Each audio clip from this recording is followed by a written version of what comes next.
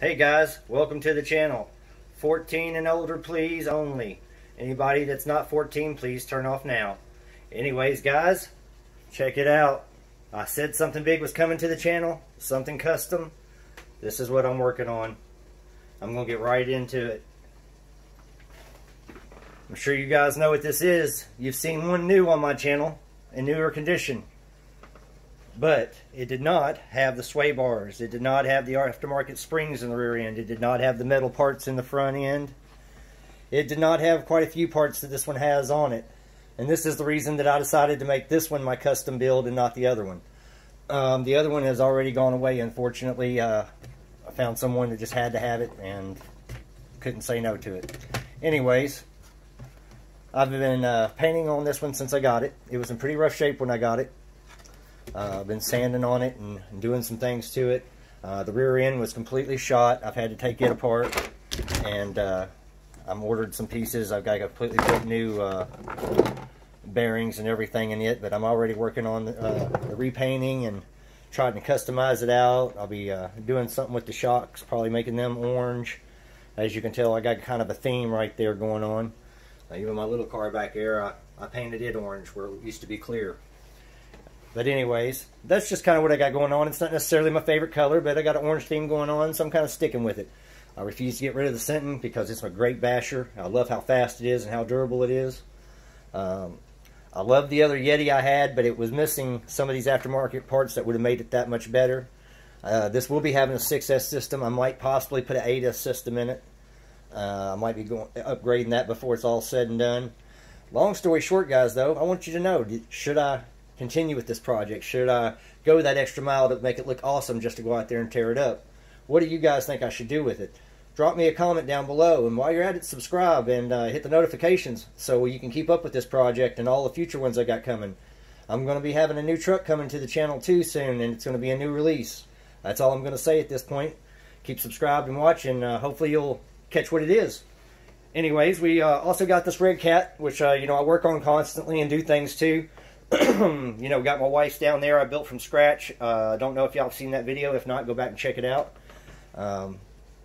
Long story short, I want to make this a staple, or maybe a shelf queen. I know it's not going to be the basher I want it to be. I really wanted one of these to, go up and hit some big air and survive over and over, but I don't think this is going to be the car for it. It's just too big. It's too heavy. Every time I took the other one out and tried to do something just a little bit crazy with it, it broke on me. I mean, I had problems with it breaking 2 or 3 times. It was little stuff, never anything major, but it always would break something little and end my fun. And I don't like that. I want to be able to play all the way through at least a battery pack or 2 before I break something. And with that Yeti, I wasn't really being that hard on it. And these Yeti XLs seem to have a few flaws, and this one's got the upgrades to get past some of them. Not to mention that, since I've been working on it, I've already got in a new steel bumper for the front, metal bumper. Got a new switch for my ESC. It's went bad on there. And I got this new HR part to lock the rear diff because it was limited slip before. And when I put it all back new with the new bearings and everything, I'm going to make sure that it is locked up so, I can take and have as much fun with this thing as possible. I was really trying to get this diff cover off my other hand. It's kind of why I'm shaking the camera, and it just doesn't want to cooperate. I'm trying to show you.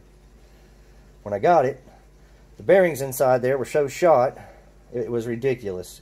You guys would not believe it. The housing was just a little bit wore. I had to sand it down and get it back, kind of in a decent condition. Don't know if you can see that in the camera in there. But I'm not done with it yet. But I ordered some new bearings for it. My parts are slowly starting to dwindle in. But this thing was running when I got it. So the reason I tore it apart was the steering servo saver was bad in it to begin with. The spring was bad. So that's what started this whole project. And then I decided, I didn't like the paint job because it looked really messed up. So I had the black and orange here already, so I wanted to use it. And then I went into, when I looked at the spur gear, it had a little bit too much wear in an area I didn't like. So I wanted to go ahead and switch that out. And I noticed it was a little warped, and that led me to wanting to order new slipper clutch plates and assembly for the front and the back. And You know, it just builds when you start going through these things and you know what you're doing and you look for, you know, the issues. But long story short, this is a good truck. Not a lot of stuff broken on it.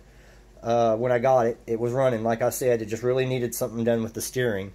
And the rear end, you know, the bearings were shot. I mean, it was clicking a little bit, but it was still, you know, able to run. So I'll give it that. But it was in rough shape. Whoever had it before me didn't take care of it like they should have, and didn't, you know, look at things like they should have. But ungodly sized tires on here, by the way. Look at the size of these tires. You know, some people just don't understand how big these Yetis are. I mean, you got to understand these tires, 4 of those, with that body sitting on top of there, it's just ridiculous. I mean, compared to a Sentin, there you go. That camera's about even with the Sentin right there, because that tire comes up to right to the middle of the window of the Sentin. So there it is. But yeah, that tire is ridiculous. It's like a monster Yeti is all I can say. It's not even an XL. It's like a monster. It's really crazy fast.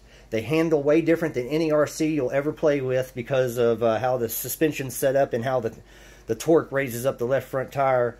Now this one I haven't had to play with, got a chance to play with like I did the other one on video. But I plan on it, of course, after I get it all back together, taking it out and showing you guys what it does. You know, it doesn't need a lot to get it back together. It looks like it needs a lot now because it's in parts, of course. But, you know, once I get all the parts in, I should be able to have it back within an hour or two. No issue. But I just wanted everybody to see this is what my plans are. And I finally made a decision to go ahead with it. I was trying to decide for a while whether this is a project worth continuing on or not, because of how disappointed I was in the other Yeti. But I think I'm going to just go ahead and continue with it and keep it as a staple. I've already went this far with it. I see no reason why not. I got some, you know, good parts in already, and ordering the rest of it's not going to be, you know, too much more. And you know, I'll have a huge RC to keep in my stable and play with from time to time. Hopefully not tear up too bad after I get all these parts on it, because I really want it to be something that is somewhat dependable. I was really disappointed with the other one, and with all these aftermarket parts on here, I hope I'm a little bit happier with this one. Because this one has the metal arms where the other one had the plastic ones. It's got metal drive shafts where the other were plastic. You know, like I said, it's got these sway bars on it. Metal shafts here where the others were plastic. You know, the other one had a metal spur gear from the factory, so does this one. But like I said, I just really want to have something dependable. That other one just disappointed me so bad. It was like every 2 minutes it broke. And one of them was my fault because it did a tumble, but at the same rate, when it tumbled, there was no strap to stop it here, so it just snatched the shock out right here and broke that little U right there, which I replaced, and it wasn't an issue. Didn't take that long at all. But I ended up making my own homemade strap on that other one before I got rid of it for right here, so it wouldn't happen to the other guy. I mean, that's just little things I do when I own RCs, is try to figure out their issues and solve them. You know, like this one right here has a piece of metal on. The other one, it's just plastic. That's another reinforcement that's been aftermarket added on here. There's little things that I've noticed all over this one where somebody liked it and loved it at one point, but then stopped caring. So it's for me to give it some love and get it back up. But I want you guys to tell me, how far should I go with it? Should I get in here with a brush? Should I detail clean it and make it just immaculate? Or should I just put it back together best I can and take it out there and bash it and play with it? Drop me a line down below. Make sure you guys subscribe. I appreciate you guys watching.